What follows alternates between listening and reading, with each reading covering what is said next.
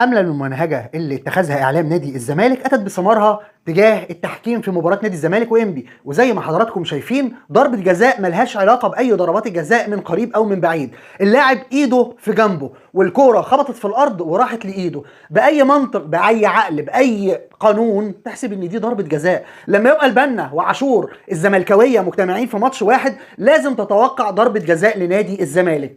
قولا واحدا ملهوش تالت. في حاجه اسمها اركان احتساب ضربه الجزاء، لو الايد مكبره الجسم، لو في تعمد للعب الكره، لكن شايف حضرتك ان اللاعب ايده ورا ظهره والكره خبطت في الارض وراحت لايده واللاعب مش شايف الكوره، يعني انا اصلا مش شايف الكوره ومع ذلك بلف وايدي في جنبي والكوره خابطه في الارض وجايه في ايدي.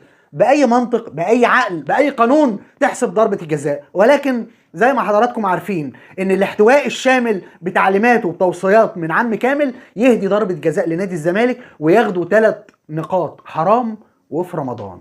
انتهى الفيديو بتاعنا، بشكركم وسلام عليكم.